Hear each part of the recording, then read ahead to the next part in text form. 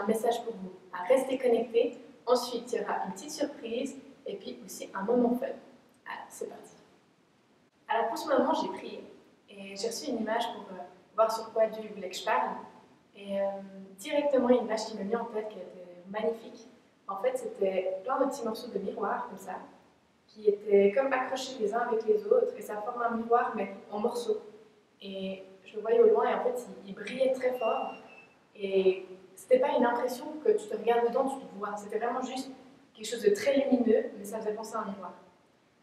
Et donc après, moi, Dieu, souvent, il me parle, donc il me donne après un verset qui va avec une image que je reçois. Et je vais chercher dans la Bible, savoir ce que ça peut dire, donc dans la parole de Dieu. Et j'ai pensé directement au verset que je vais vous lire.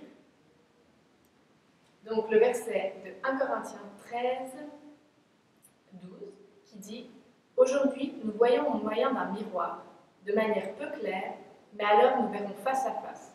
Aujourd'hui, je connais partiellement, mais alors je connaîtrai complètement, tout comme j'ai été connu. » Ce verset, je l'avais déjà entendu et il m'avait déjà touché dans le passé, de me dire que Dieu est tellement grand qu'on ne peut pas le comprendre complètement, mais je voulais aller lire des livres pour approfondir. Alors en lisant, j'ai découvert que les miroirs grecs, en fait, ils étaient justement imparfaits, et puis en morceaux.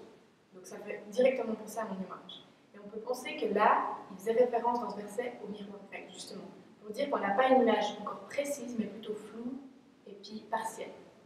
Alors, t'es d'accord, normalement, un miroir, c'est plutôt pour se regarder soi-même. On peut regarder à quoi on ressemble le matin, l'après-midi, le soir, quand vous voulez, quand vous regardez, peut-être en vous lavant les dents.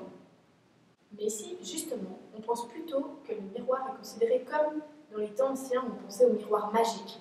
Vous avez déjà regardé plein de dessins animés, comme par exemple Blanche-Neige, où il y a un miroir qui lui prédit l'avenir. Eh bien, avant, ils avaient les mêmes croyances. Aujourd'hui, tu as une connaissance de Dieu, peut-être à travers tes parents, à travers ta foi personnelle, ce que tu vis, qui est encore imparfaite. Et c'est normal, c'est ok. Même la Bible dit. Et on peut attendre à ce que plus tard, on aura une vision complète, une vision magnifique, glorieuse. On l'a déjà, mais elle sera encore plus complète. Maintenant, c'est pour l'instant des morceaux, et mon image, pour dire, elle était vraiment déjà magnifique, c'était tellement beau. Et on a déjà la chance de pouvoir voir un peu de Dieu, et après, on verra complètement. Alors parfois, peut-être tu dis, ah, mais j'ai tellement de questions, je ne comprends pas ça, j'ai l'impression que Dieu, j'arrive pas complètement à le cerner, son amour, ça me semble lointain. Et bien tu sais quoi, tu es dans le juste. C'est normal, tu ne peux pas avoir maintenant toute la connaissance. En fait, ce serait même orgueilleux de penser que tu as toute la connaissance. Tu sais ce que ça veut dire, orgueilleux? Quelqu'un qui aime se mettre en avant et qui n'aime pas du tout être remis en question. La vie des autres, on ne dit rien. Et Dieu, au contraire, il ne nous appelle pas à être orgueilleux, mais à être humble, donc à être prêt à savoir qu'on ne sait pas tout. Et c'est ok, c'est normal. Alors, en effet, dans 1 Corinthiens 8, 1 et 2, il écrit « Nous savons que nous avons tous la connaissance. La connaissance rend orgueilleux, mais l'amour édifie. Si quelqu'un croit savoir quelque chose, il ne connaît encore rien comme il faudrait connaître. Mais si quelqu'un aime Dieu, il est connu de lui. » Donc ce que j'aime beaucoup avec ce verset, ça amène une nouvelle dimension. Donc on nous appelle à ne pas être orgueilleux, mais à aimer son prochain, à aimer Dieu de tout son cœur. Et donc, aussi dans les versets qu'on avait vus avant, la suite c'était dans 1 Corinthiens 13, 13. Mais maintenant donc, ces trois choses restent. La foi, l'espérance, l'amour. Mais la plus grande des trois, c'est l'amour.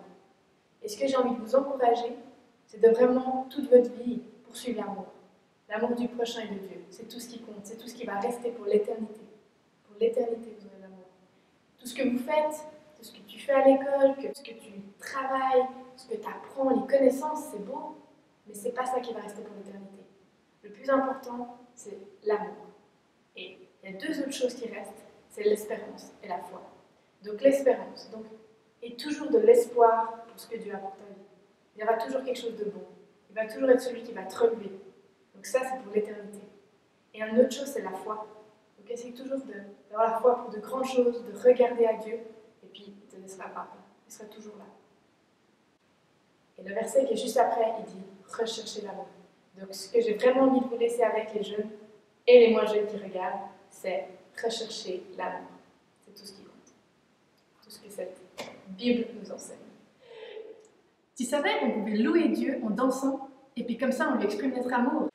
Hey toi, eh viens, on va danser. Ok, c'est parti. Alors prends ta mère, ton frère, ta sœur, ça va être bien. Ok, c'est parti pour le changement. Donc on commence par s'étirer gentiment. Tac, on va de l'autre côté, on s'étire, oula. Ensuite on fait la nuque, en avant, en arrière, tout doucement en arrière. Après les poignets, les chevilles, hop, hop. Allez, on essaie d'aller toucher par terre. Et on remonte. Je passe. Hop, hop, hop, hop. Allez, lève-toi, prête-toi. Tu passes. Tac, tac. Allez, là on est prêt. Allez, c'est parti pour la choré.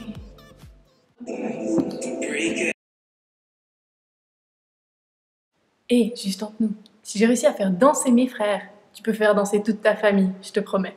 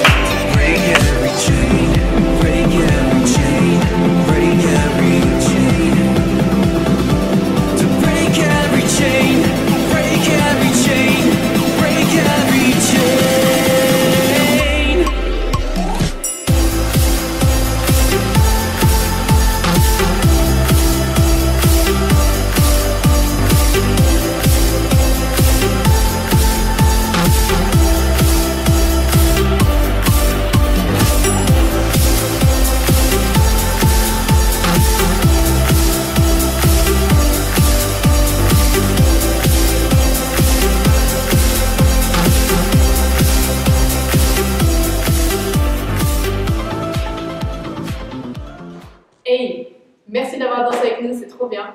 Et puis maintenant je vais vous proposer de vous filmer à la maison, en famille, seul, que vous ayez 50 ans ou 6 ans. Vous pouvez vous filmer et puis en horizontal et nous l'envoyer par mail. Donc on va aussi vous envoyer une vidéo de moi qui danse au ralenti pour vous faire les mouvements et puis comme ça vous pourrez bien les apprendre. Il y aura aussi une énigme que vous pourrez faire. Donc celle-ci, vous l'aurez par lien, il faudra cliquer dessus et puis tout plein de choses que vous pouvez remplir par rapport au petit message que je vous ai partagé aujourd'hui.